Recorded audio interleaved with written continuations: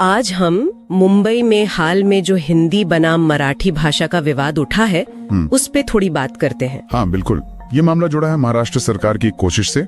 राष्ट्रीय शिक्षा नीति 2020 के तहत जून 2025 में जी त्रिभाषा नीति लागू करने की बात थी स्कूलों में। और फिर जो हंगामा हुआ, आज हम उसी पर मिले दस्तावेजों के आधार पर चर्चा कर रहे हैं। हाँ, समझने की कोशिश करते हैं कि असल में मराठी अस्मिता की लड़ाई है या फिर सियासी नफा नुकसान का खेल ज्यादा है। तो ये जो नीति थी, इसमें था क्या असल में? देखिए, दस्तावेजों के हिसाब से प्लान ये था कि स्कूलों में मतलब कक्षा 1 से 5 तक मराठी और अंग्रेजी तो रहेंगी ही, साथ में हिंदी को तीसरी भाषा के तौर पर लाने का प्रस्ताव था। अच्छा, पर इसका विरोध तो काफी तेज हुआ है ना? हाँ, बहुत तेज और तीखा भी। शिवसेना मतलब उद्धव ठाकरे गुट वाले जो हैं, हाँ यूबीटी, उन्होंने तो इसे भाषाई आपातकाल तक कह दिया। और उधर राज ठाकरे मनसे वाले, उन्होंने कहा ये मराठी अस्मिता पर हमला है। दोनों का एक ही पॉइंट था कि हिंदी थोपी ला रही है। और मजे की बात ये कि सालों से जो अलग थे वो इस मुद्दे पर साथ आ गए। बिल्कुल, 5 जुलाई 2025 को मुंबई में एक साथ मार्च करने का ऐलान भी कर दिया था। बाप रे। हाँ, और इसी सब के बीच जुलाई की शुरुआत में ही सोशल मीडिया पर कुछ खबरें भी चली। मारपीट वाली? हाँ, कि मनसे कार्यकर्ताओं ने कथित तौर पर हिंदी भाषी फेरी वालों से मारपीट की।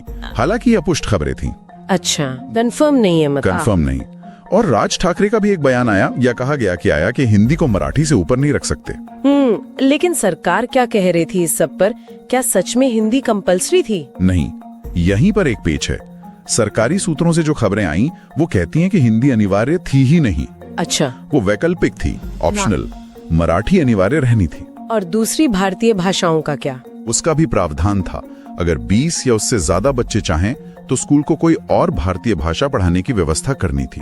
तो फिर अगर हिंदी ऑप्शनल थी तो इतना बड़ा विवाद कैसे खड़ा हो गया? सही सवाल है। ठाकरे गुट भी तो यही कह रहा था कि उन्हें हिंदी भाषा से दिक्कत नहीं है, बस थोपने से है। हाँ, उद्धव ठाकरे ने तो उदाहरण भी दिए बच्चन जी का, लता जी का। कहा कि हिंदी को तो मुंबई ने ही बढ़ा बनाया है। लेकिन साथ में बीजेपी पर उंगली भी उठाई कि वो फूट डाल रही है। बिल्कुल, और इतना विरोध हुआ कि सरकार को पीछे हटना पड़ा। हाँ, 29 जून को आदेश वापस ले लिया गया। जी, और मुख्यमंत्री ने एक समिति भी बना दी है नरेंद्र जादव की अध्यक्षता में।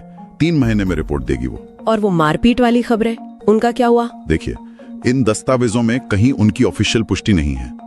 लगता है ये सोशल मीडिया की अफवाहें ज्यादा थी। तो मामला और उलझ जाता है। नीति वापस हो गई। हाँ, फिर भी विरोध जारी। 5 जुलाई को विजय रैली। इसका क्या मतलब हुआ फिर? वही तो, यहीं पर सवाल उठता है कि क्या ये सच में अस्मिता की लड़ाई है या फिर आने वाले जो निकाय चुनाव हैं उनकी तैयारी। हाँ, कई विश्लेषक तो यही कह रहे हैं। देखिए ना, 2005 में शिवसेना से अलग होके मनसे बनी थी। हाँ, राज ठाकरे अलग हो गए थे। और अब दोनों साथ।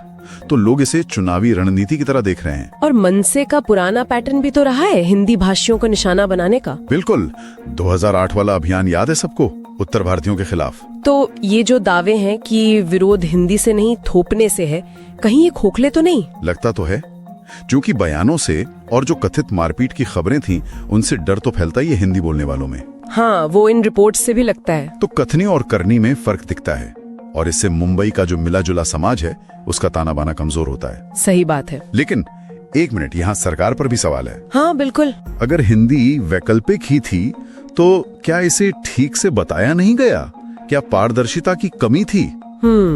संवाद की कमी, जिसने इस पूरे विवाद को इतना बढ़ाया। हो सकता है, ये भी सोचने वाली बात है। तो कुल मिलाकर इन स्रोतों से यही निकल रहा है कि एक बैलेंस चाहिए। बिल्कुल, मराठी अस्मिता का सम्मान जरूरी है, इसमें कोई शक नहीं। पर वो किसी और समुदाय को डराकर या किनारे करके नहीं होना चाहिए, है ना? मुंबई की पहचान तो इसकी विविधता ही है। एकदम सही। भाषा बहुत ही संवेदनशील मुद्दा होता है। इसे सियासी फायदे के लिए हथियार बनाना ठीक नहीं। नेताओं को ज्यादा जिम्मेदारी दिखानी होगी। और सरकार को भी अपनी नीतियाँ साफ साफ बतानी चाहिए, लोगों से बात करनी चाहिए। और लोगों को भी, हमें आपको भी ऐसी बांटने वाली राजनीति से बचना होगा। सही। हिंदी हो या मराठी, दोनों अहम भाषाएं हैं। इनको लड़ाना महाराष्ट्र के लिए अच्छा है, न देश के लिए। वाकई इस पे बहुत ठंडे दिमाग से सोचने की जरूरत है। ये भाषा और पहचान वाले मुद्दे ना बहुत जल्दी जज्बाती हो जाते हैं। हाँ, और उनका राजनीतिकरण भी आसान हो जाता है। शायद हमारे सुनने वालों के लिए ये सोचने की बात हो सकती है कि हम अपनी इतनी सारी भाषाओं को, इस विविधता को कैसे ताकत बनाएं। बजाय इसके कि वो सियासी खींचतान का मुद्दा बने। बिल्कुल, तथ्यों पर बात हो, एक दूसरे को समझने की कोशिश हो, शायद वही आगे का रास्ता है। बिल्कुल सही। जय हिंद, जय महाराष्ट्र।